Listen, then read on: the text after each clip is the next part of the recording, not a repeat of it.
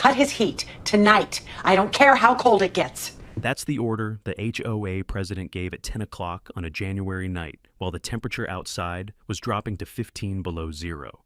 By 2 in the morning, my house was freezing. Frost climbed the inside of my bedroom windows. The pipes in the walls started groaning like something alive was trapped inside them. My dog crawled under the covers and pressed against my ribs, shaking. She shut off my heat over a $20,000 fine I didn't owe, for violations that didn't exist, under rules she wrote herself. She did it in the middle of a Colorado winter, to the man who built the heating system she was using to punish him. Every boiler, every pipe, every valve in that facility. I designed them, I installed them, and I own them. All 60 mansions on that mountain run on my system. She just didn't know it yet. I didn't call a lawyer first. I checked the weather forecast. Tell me, what would you do? Let me take you back so you understand what that woman walked into. I live on the side of a mountain in Summit County, Colorado, 10,000 feet above sea level, where winter doesn't ask permission and the wind cuts through your jacket like it isn't there. The house is small, 2 bedrooms, 1 bathroom, a kitchen with a gas stove that doubles as my only backup heat. I built it myself 12 years ago. With lumber I milled from beetle kill pine and concrete I mixed in a rented drum. Next to the house sits a building most people in the neighborhood have never thought twice about. It looks like a maintenance shed from the outside. Corrugated steel walls, a flat roof with a snow guard, and a steel door with a deadbolt. I've had the only key to since the day it was finished.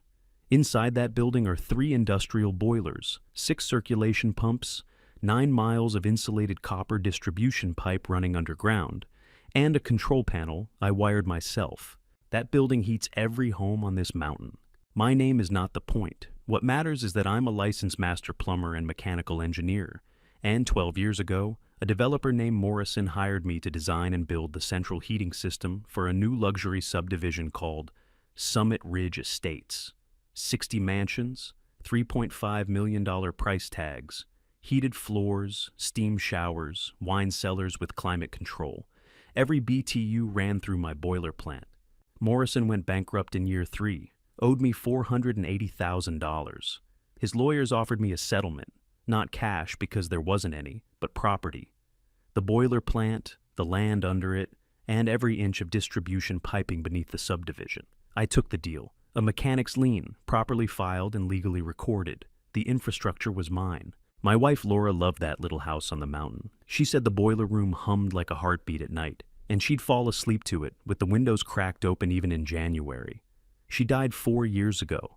A fall on Independence Pass, hiking a trail we'd done 100 times.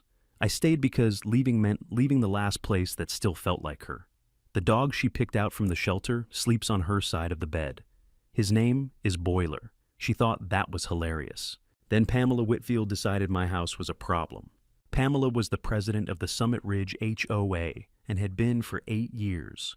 Blonde, the kind of blonde that comes from a salon appointment every 3 weeks. Heavyset, always dressed like she was hosting a charity luncheon, even when she was just checking mailboxes. She drove a black Range Rover with vanity plates that read PREZ-1. I am not making that up. Her husband was Glenn Whitfield, real estate attorney, HOA board member, and the kind of man who irons his jeans. Between the two of them, they ran Summit Ridge like a private country club, with a dress code and an enemies list. The first violation notice arrived on a Tuesday in September. It informed me that my house's exterior paint color was inconsistent with the approved community palette.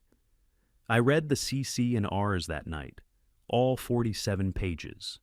There was no approved palette. There never had been. I wrote back politely, citing the exact section numbers. Pamela's response came 3 days later, hand-delivered by Glenn, who stood on my porch in a cashmere overcoat and smiled like a man who'd never lost an argument. The board decides what's appropriate, Mr. Callahan, not you. I leaned against the doorframe, the cold biting through my flannel, and smelled the diesel exhaust drifting from the boiler plant 20 feet away. The system was running at full capacity, keeping his house warm, keeping her house warm, keeping all 60 houses warm, and neither of them had ever once asked how it worked or who kept it running. Ma'am sends her husband to deliver threats, I said. That's a choice. Glenn's smile didn't waver, but something behind his eyes shifted. He turned and walked back to the Range Rover without another word. I watched the taillights disappear down the switchback road, then went inside and poured a cup of coffee. Boiler was asleep on the heat vent, snoring. I had no idea how far they were willing to go, and they had no idea what they were standing on. Over the next 4 months, Pamela sent 6 violation notices. Each one arrived in a Ridgeline Estates HOA envelope with the gold seal she'd designed herself, and each one cited a violation that did not exist anywhere in the community's governing documents. The first said, "My mailbox was 2 inches too tall. I measured it. It was the same height as the one the Postal Service installed for every house on the mountain." The second said, "My snow fence was made of unapproved materials." The CC and RS didn't mention snow fences at all. The third said, "My blue spruce trees were insufficiently maintained. I'd been trimming those trees since the day I planted them." The fourth said my exterior lighting was excessively warm in color temperature. She was fining me for the color of my porch light. The fifth cited my trash enclosure for being visible from the primary access road. It was behind the house, facing the forest. And the sixth, the one that almost made me laugh, said the nameplate on my door used a font not consistent with community signage standards. 6 violations, $20,000 in fines, not one of them supported by a single sentence in the CC and Rs. I responded to each one in writing. I cited the relevant sections. I included photographs, measurements, and direct quotes from the governing documents. I was thorough, patient, and professional. I kept copies of everything. Pamela rejected every appeal. Each rejection letter said the same thing. The board has reviewed your submission and upholds the assessed fine. No explanation, no citation, no reasoning. Just 5 signatures: Pamela, Glenn, and 3 board members she'd appointed herself. When I refused to pay, Pamela called a special board meeting. 5 members, closed session, no resident observers. They voted 5-0 to disconnect my house from the central heating system until the fine was paid in full. The resolution called it a lien on services, a term she invented. It had no basis in Colorado law, no basis in the CC and Rs, and no authorization from any court. But it didn't need legal authority. It just needed a valve. The technician came at 10 o'clock on a Thursday night in late January. I didn't hear him arrive. I was asleep with boiler curled up against my legs and the wind howling outside hard enough to rattle the chimney cap. What woke me was the silence. The heating system in my house ran on a closed loop fed from the main plant, hot water circulating through baseboard radiators, a constant low hum I'd been falling asleep to for 12 years.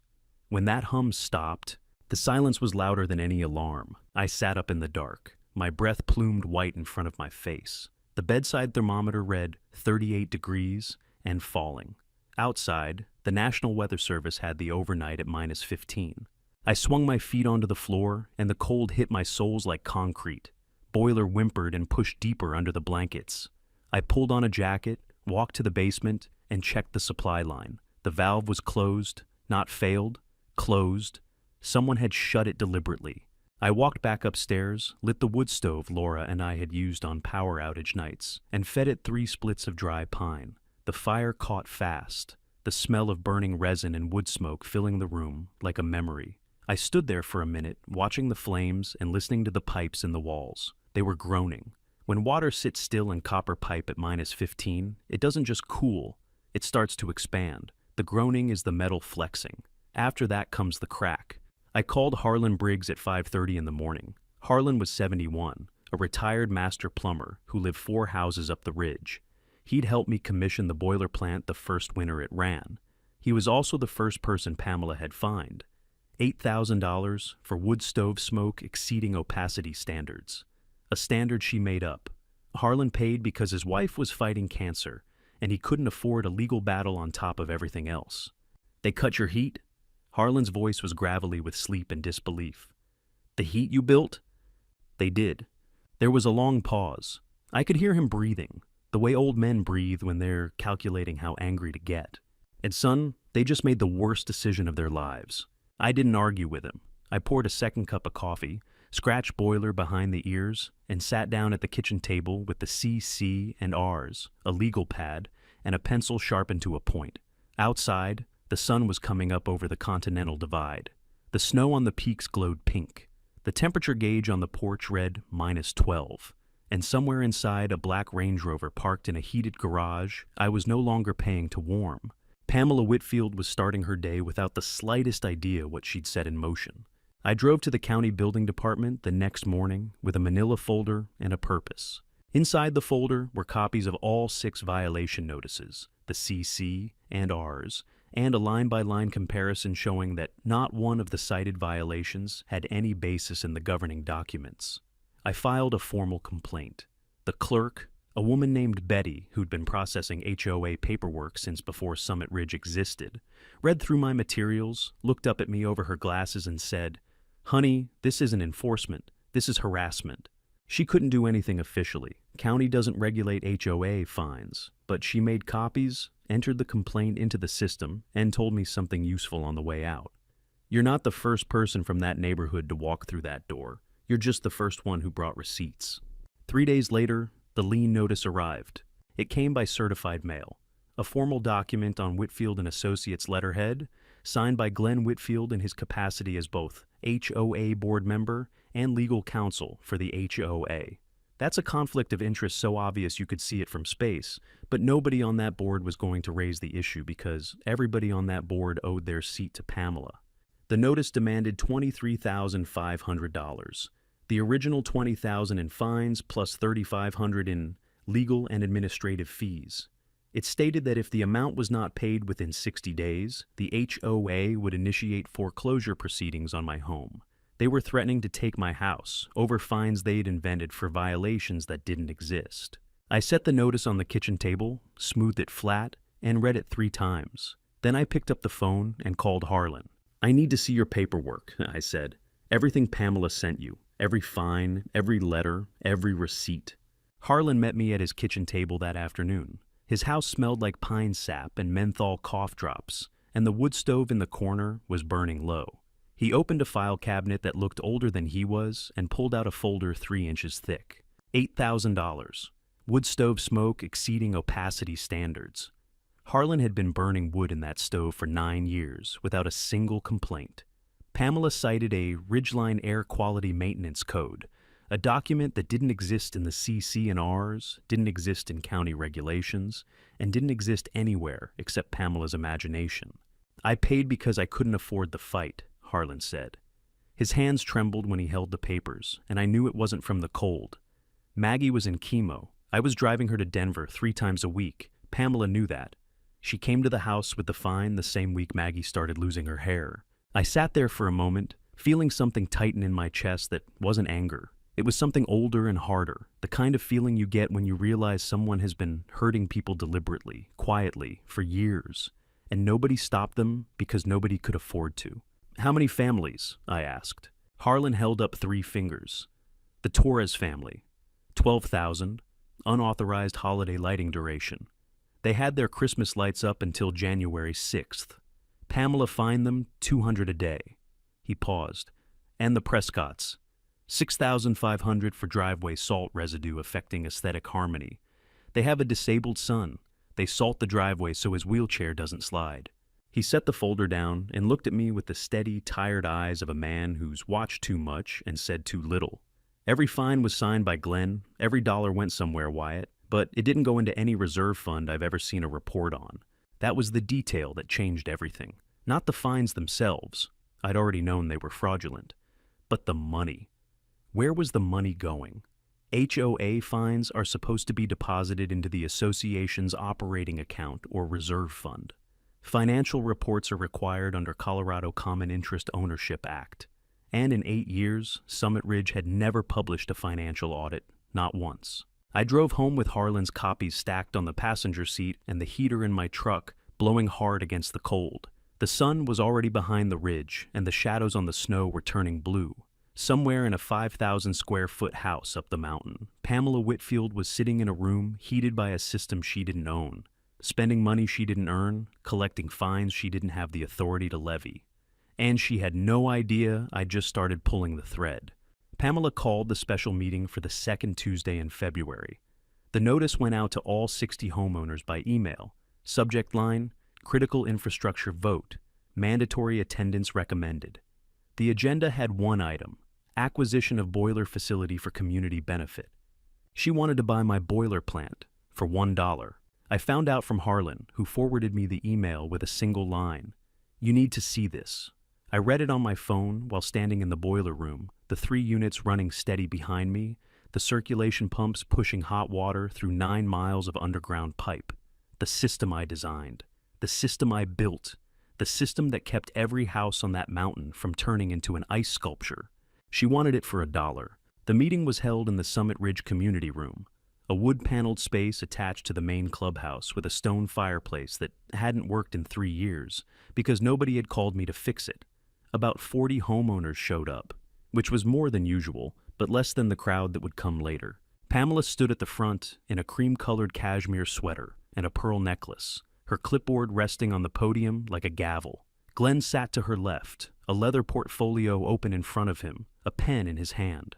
The other 3 board members sat in a row behind them, silent, decorative. "As you all know," Pamela began, "the boiler facility that serves our community is currently owned by a single private individual. This creates an unacceptable vulnerability. Critical infrastructure should be owned by the community it serves." She said community 4 times in the first 2 minutes. She said vulnerability 3 times. She never once said my name. Glenn took over with what he called the legal framework. He explained that the HOA had the authority to acquire the facility through a provision in the CC and RS governing shared infrastructure. He used the phrase constructive eminent domain, which is not a real legal concept. An HOA is a private nonprofit corporation. It cannot exercise eminent domain. That power belongs to government entities only. But Glenn said it with enough confidence that half the room nodded along, and the other half didn't know enough to question it. The proposed price was $1. The resolution stated that the HOA would assume operational responsibility and that the current owner, still unnamed, would be compensated fairly for past services. $1 for a system that cost $480,000 to build and would cost over $1 million to replace. I sat in the back row. I didn't speak during the presentation. I didn't raise my hand during the Q&A. I had my phone in my jacket pocket, recording every word. When the board called for a vote, it passed 4-1, only because one member, a retired civil engineer named Arthur Foley, raised his hand and said, "I'd like to see the legal opinion supporting eminent domain by a private HOA." Nobody answered him. Pamela thanked him for his input and moved on. After the vote, Pamela caught me in the hallway. She was smiling the way people smile when they think they've already won. "I hope you'll consider the offer, Mr. Callahan. It's what's best for the community." I looked at her for a long moment. The overhead fluorescence buzzed. The building's heating vent pushed warm air past us. Warm air generated by my boilers, flowing through my pipes, courtesy of a system I hadn't been paid to maintain in 8 years. "I'll consider your offer," I said. Then I turned and walked out into the snow. Behind me, I heard Glenn say to Pamela, "He'll fold. They always do." And Pamela's reply, muffled by the closing door but clear enough. "And if he doesn't, we take it. Who's going to stop us?" Keith Alderman was standing by the coat rack near the exit, pulling on his gloves. Keith lived in Unit 37. A quiet guy, mid-40s, worked from home. He was also a staff reporter for the Summit County Gazette. He'd attended the meeting as a homeowner, not a journalist, but I could see it in his face as he watched the board file out. The expression of a man whose professional instincts had just woken up. He didn't say anything to me, I didn't say anything to him. But as I walked to my truck through the falling snow, I had the feeling that Pamela Whitfield had just held a meeting that would eventually be quoted back to her under oath. That night, I sat at my father's desk and went straight to the basement. In the far corner, behind the water heater and a stack of moving boxes I'd never unpacked, sat a fireproof safe I'd bolted to the floor the year Laura died. I kept the important things in there, her wedding ring, the deed to the property, and a folder of documents I hadn't opened in years. The lien settlement agreement, dated 12 years ago, signed by Morrison's bankruptcy trustee, notarized, and filed with the county. I'd read it once the day I signed it, then I locked it away and went back to work. I never needed it. The system ran. Nobody questioned ownership. Nobody asked. Now I needed it. I sat on the basement floor with the safe open and the folder in my lap, and read every word by the light of a bare bulb hanging from the ceiling. The agreement was 11 pages long, dense with legal language and specific in a way that made my pulse quicken. Section 3.1 defined the transferred assets. All mechanical infrastructure, including but not limited to boilers, circulation pumps, distribution piping, control systems, heat exchangers, and all subsurface conduits, together with the real property parcel upon which the boiler facility is situated. That meant I didn't just own the building. I owned every foot of pipe buried under every house on the mountain. The distribution network was mine. It had never been conveyed to the HOA. Morrison never transferred it because Morrison went bankrupt before the transfer was scheduled, and no one since, not the HOA, not Glenn, not any attorney, had ever completed the conveyance. For 12 years, 60 families had been heating their homes through infrastructure they didn't own. Then I found the service agreement. It was attached as Exhibit D, a contract between me, as infrastructure owner, and the Summit Ridge HOA, as service recipient. 14 pages of terms governing the provision of heating services. I'd signed it the same day as the settlement. I'd never read it carefully because, at the time, it was boilerplate. Standard language a bankruptcy lawyer had drafted to make sure the homes kept getting heat while the legal dust settled. But Clause 14.3 was not boilerplate. In the event the association terminates, interrupts, or restricts heating service to any individual unit served by the system without a valid court order, the provider shall have the right, at his sole discretion, to suspend all heating services to the association upon 72 hours written notice. I read it again, then a third time.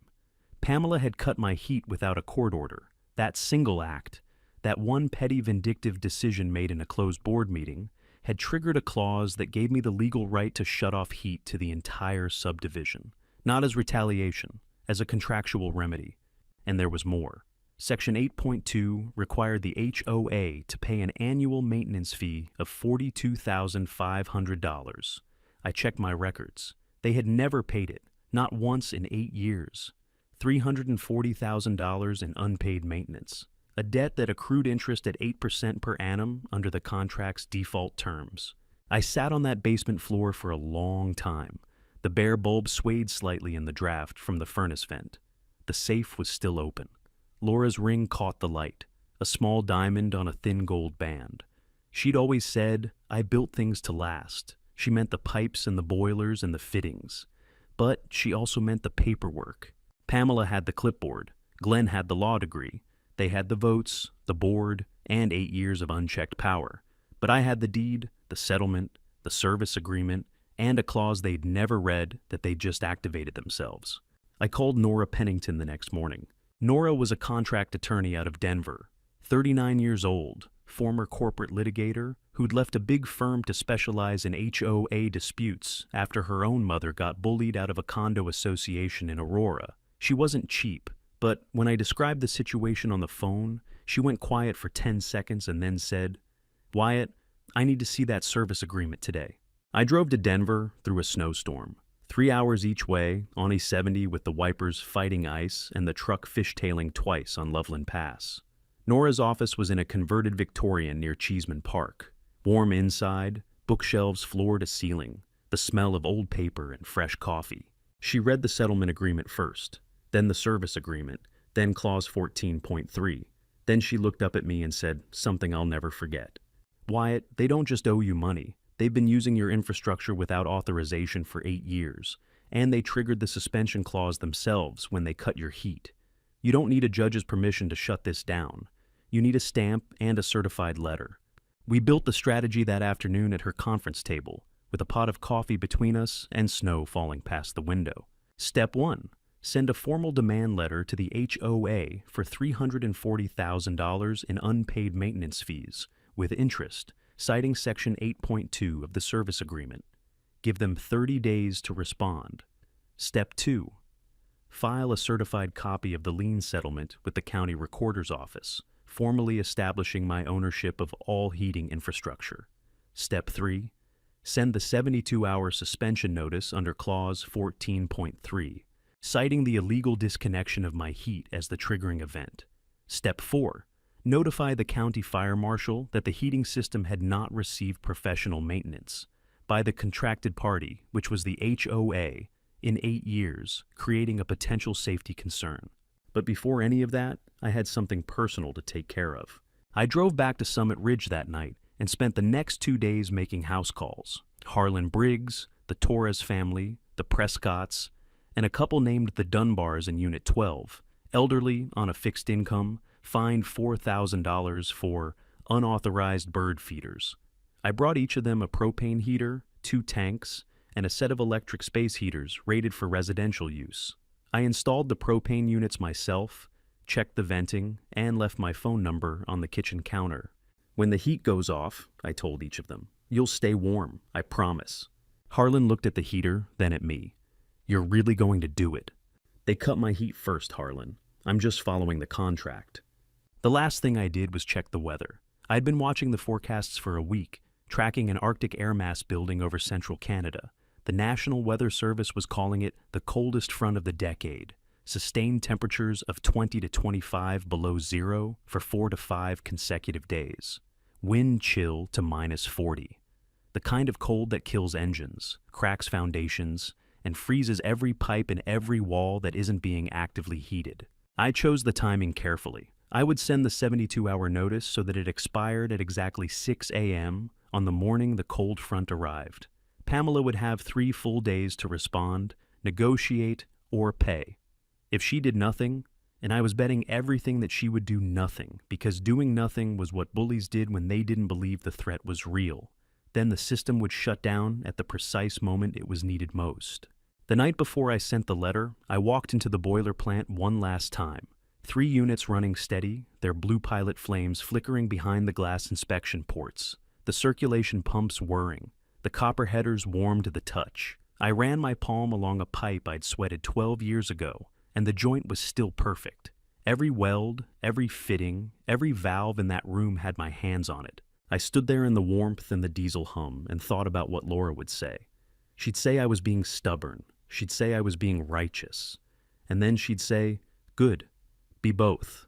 I locked the door behind me and went home to write the letter. The 72-hour notice went out on a Monday morning by certified mail, hand-delivered copy to the HOA office, and email to every board member with red receipt tracking.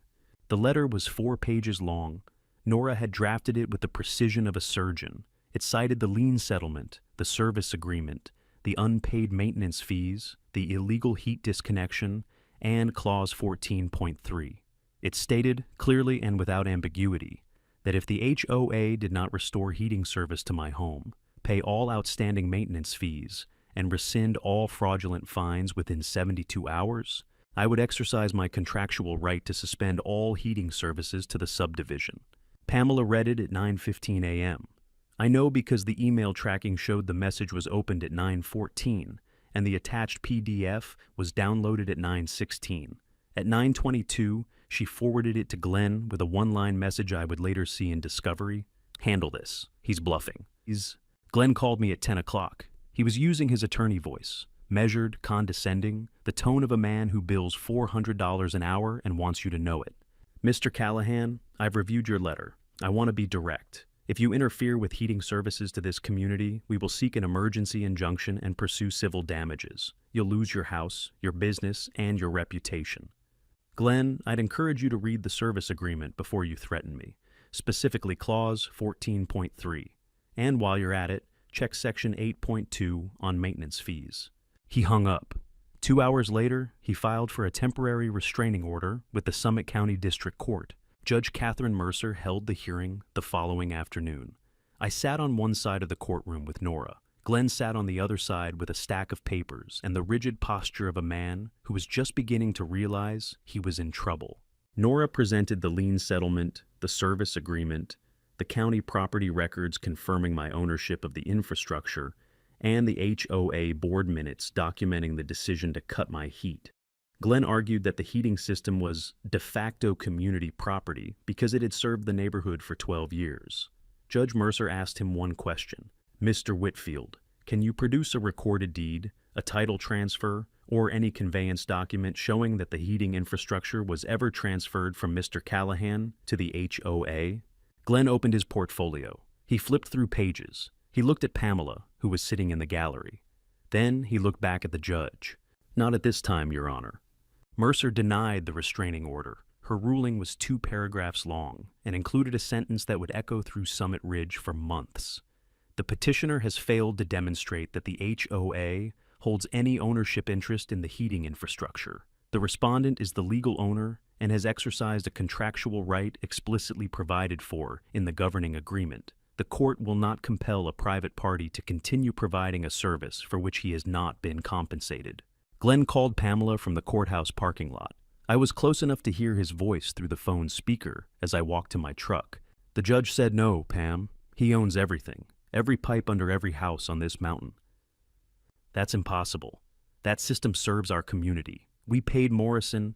Morrison is bankrupt. Callahan holds the lien. It's all in the settlement. There was a pause long enough to hear the wind. Then Pamela said, "Offer to drop the fines. All of them. If he tears up that letter." Glenn called me from the parking lot. I watched him through my windshield, pacing next to the Range Rover, his cashmere overcoat flapping in the wind, his breath coming out in clouds. "Wyatt, the board is prepared to rescind all fines and restore your heating connection immediately. In exchange, you withdraw the suspension notice." "The fines were never valid, Glenn, and you owe me $340,000 in maintenance fees. This conversation is over."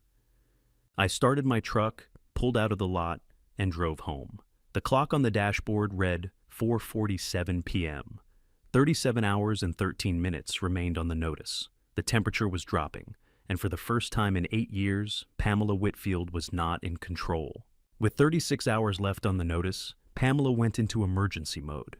She called every HVAC company in Summit County, then she called Grand County, then Eagle County. She wanted someone, anyone, to come to Summit Ridge and install a bypass around my boiler system, an alternative heat source, a workaround, something that would let her pretend I didn't exist. The first company sent a technician. He drove up the mountain, looked at the boiler plant, walked the perimeter, and asked Pamela who owned the facility. When she said, "the HOA," he asked to see the deed. She didn't have one. He left. The second company asked the same question on the phone and didn't even make the drive. The third sent a 2-man crew, but when they saw the steel door with my deadbolt and the private property and no unauthorized access sign I'd bolted to the wall, they called their office and got the same answer. "Ma'am, we can't touch another person's system. Modifying private utility infrastructure without the owner's consent is criminal tampering. We'd lose our license." Colorado Revised Statutes, Section 18-4-506.5. Criminal tampering with a utility service. A Class 1 misdemeanor that can escalate to a felony if it creates a safety hazard. Every HVAC contractor in the state knew the statute. Pamela didn't, but she was learning. By the second night, with 12 hours left, Pamela was out of professional options, so Glenn decided to handle it himself. I was in the kitchen at 11 o'clock, eating a bowl of chili with boiler asleep on the rug, when the motion alert on my phone went off. I opened the camera feed and watched in real time as Glenn Whitfield, in dark clothing, a ski mask pulled down to his chin, and a pair of bolt cutters in his right hand, walked up to the boiler plant door. I almost felt sorry for him. Almost. He tried the bolt cutters on the padlock first. The lock was hardened steel, rated for outdoor industrial use. The cutters didn't bite. He tried a pry bar next, jamming it between the door and the frame. The steel held. Then he found the side vent panel, pried it loose with the bar, and squeezed through the opening like a man who hadn't been that flexible since college. I watched him on the interior camera, stumbling between the boilers, bumping into pipe runs, trying to find the main distribution valve. He found it after 4 minutes of searching. He grabbed the wheel and tried to lock it in the open position. His plan, apparently, was to prevent me from shutting off the valve when the notice expired. But the valve was a quarter-turn ball valve with a lever handle, not a wheel. He was pulling on the wrong fitting. I called Deputy Scott Ennis while Glenn was still inside. Ennis arrived in 14 minutes. He found Glenn standing next to boiler number 2 with the pry bar in his hand and the vent panel hanging open behind him. The look on Glenn's face when the flashlight hit him. I watched it on camera. It was the expression of a man who had just realized that every decision he'd made in the last 6 hours had been wrong. Criminal tampering with utility infrastructure, criminal trespass, possession of burglary tools. Deputy Ennis read the charges while Glenn stood in the snow with his wrists behind his back, his breath crystallizing in the beam of the cruiser's headlights. The bolt cutters lay on the ground next to him like a confession. Pamela arrived in the Range Rover 12 minutes later, still in her bathrobe. She stood at the edge of the driveway and watched them put her husband in the back of the patrol car. She didn't say a word. She just stood there, arms wrapped around herself, while the cold ate through her robe and the reality of what had happened settled over her like the snow. Keith Alderman was watching from his kitchen window 4 houses up. He'd heard the sirens. By 1 in the morning, he was at his laptop, pulling public records, building permits, financial disclosures, HOA meeting minutes, board member compensation, and the one thing that nobody at Summit Ridge had ever seen, the association's financial statements, or rather, the absence of them. What Keith found that night would be in print within a week, 3 years of fines totaling $46,500.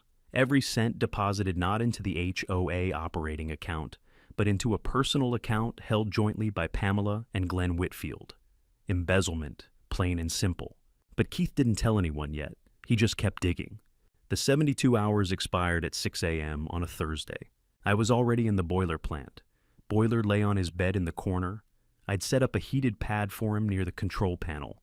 Outside, the Arctic front had arrived overnight. The temperature gauge on the wall read -23. The wind was steady at 30 miles per hour, driving the wind chill to -42. The coldest morning Summit County had seen in 11 years. I stood in front of the control panel and looked at the 3 boilers running side by side. 12 years of faithful operation, 3 blue pilot flames behind 3 glass ports, 6 circulation pumps pushing hot water through 9 miles of copper pipe. The system I designed on graph paper at my kitchen table. The system I built with my own hands, my own tools, my own sweat. The system nobody had paid me to maintain for 8 years. I turned off boiler 1. The flame died. The pump wound down, then boiler 2, then boiler 3. The circulation pumps stopped one by one, and the low hum that had been the background sound of my life for 12 years faded to silence. For the first time since I'd commissioned the plant, the building was quiet. I could hear the wind outside. I could hear Boiler breathing on his bed. I could hear the tick of cooling metal as the pipes began to lose heat. I walked outside into the cold. The air hit my face like a wall. My eyelashes frosted in seconds. I locked the plant door behind me and drove home. The call started within 2 hours. By noon, the indoor temperature in most homes had dropped below 50 degrees. By 4 o'clock, it was in the mid-30s. By 10 that night, the first pipes froze. You could hear it if you listened. A faint crack, then a hiss, then the sound of water spraying inside walls. In houses with radiant floor heating, the embedded tubing split along seams that had been warm for 12 years and were now colder than the ground outside. By morning, 47 of 60 homes had at least 1 burst pipe. Some had 5, some had 8. Water damage in finished basements, buckled hardwood floors, collapsed drywall. A 5,000 square foot house on the upper ridge lost its entire second floor to flooding when a supply line in the attic let go. Total estimated damage across the subdivision, $2.4 million. Pamela called an emergency meeting for 6 o'clock that evening. The community room was unheated. My system powered that too. So 200 residents sat in their winter coats, their breath visible, their fury radiating hotter than anything the boilers had ever produced. Pamela stood at the podium in a down jacket, her clipboard shaking in her hands. She tried to open the meeting with her usual authority. This act of sabotage by Mr. Callahan, the room erupted. Not applause, not chanting, just 60 families shouting at once, and every single voice was aimed at her.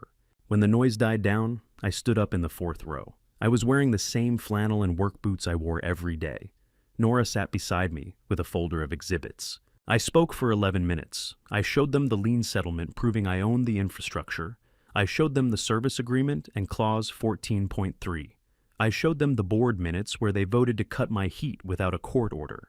I showed them the 6 violation notices and the CC and RS sections that proved every fine was fabricated. I showed them Glenn's lien notice, signed by a board member who was also the HOA's legal counsel, a conflict of interest that invalidated every action he'd taken. Then I showed them the bank records. Keith Alderman had obtained them through a public records request under Colorado's HOA disclosure statutes. 3 years of fines, $46,500, deposited into a personal account in the names of Pamela and Glenn Whitfield. Not the HOA reserve fund, not the operating account, their personal checking account. The room went silent. The kind of silence that has weight. Deputy Ennis stepped forward from the back wall. He had 2 warrants. Glenn Whitfield, criminal tampering, embezzlement. Pamela Whitfield, embezzlement, fraud. The handcuffs went on in front of 200 people who had trusted them for 8 years. A motion for removal was called from the floor. 187 votes to remove, 3 to retain. Pamela's book club held firm to the end. I walked to the podium. The microphone was still on. The room was cold and quiet and waiting. I'll turn the heat back on tonight, but this time, we're doing it with a real contract. And this time, you'll know who owns the pipes under your house. I walked back to the boiler plant at 9 o'clock that night, unlocked the door, and restarted the system. Boiler 1 first. The pilot caught. The flame rose blue behind the glass, and the circulation pump kicked in with a hum that vibrated through the floor. Then 2, then 3. Within an hour, hot water was moving through 9 miles of copper pipe.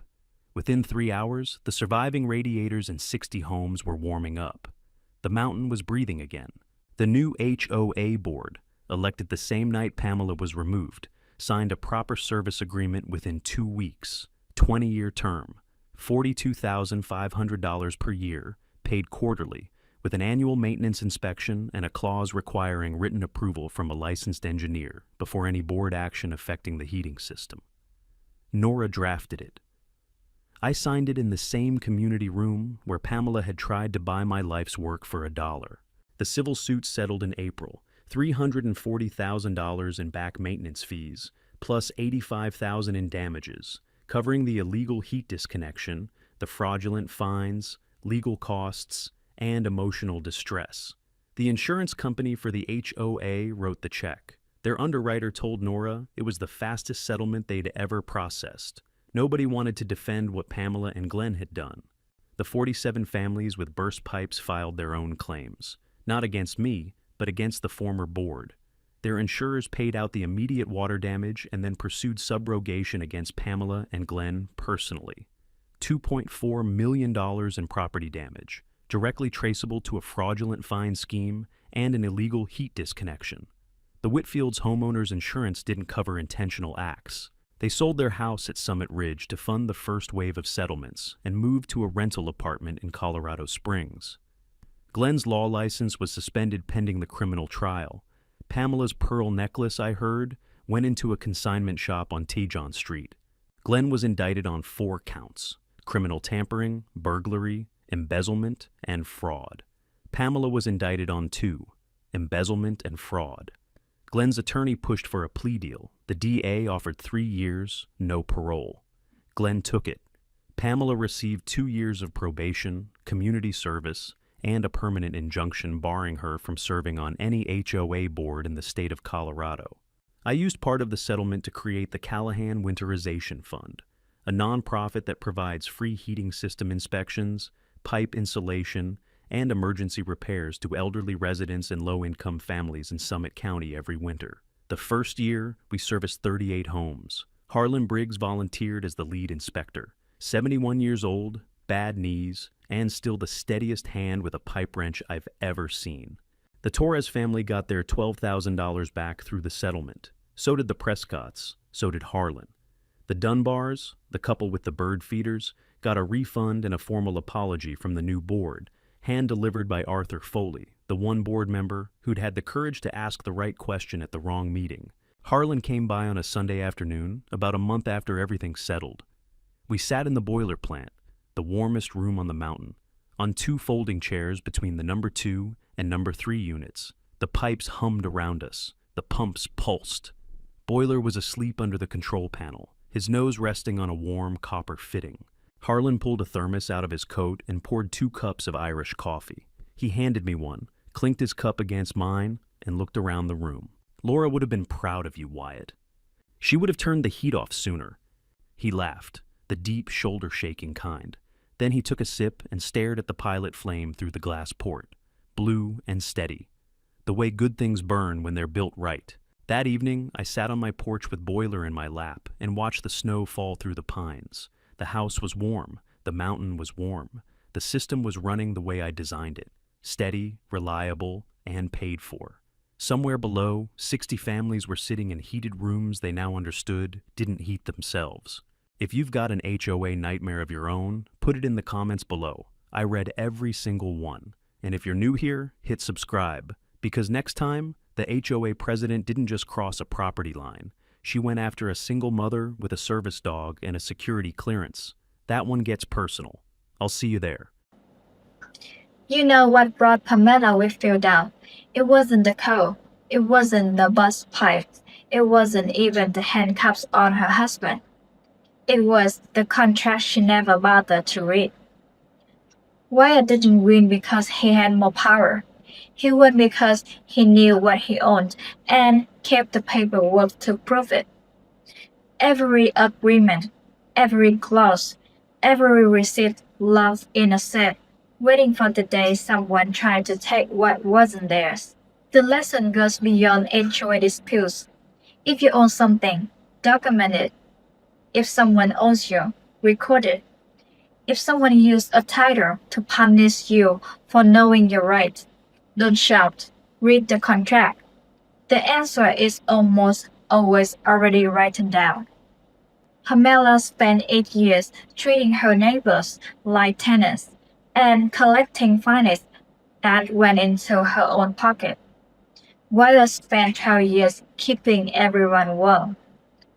When the truth came out, the mountain chose the man with the Range Rover, the woman with the clipboard. If you ever deal with an HOA that's confused authority with ownership, drop your story in the comments.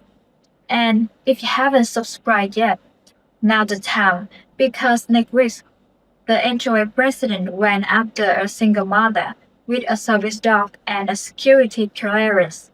That's when it gets personal.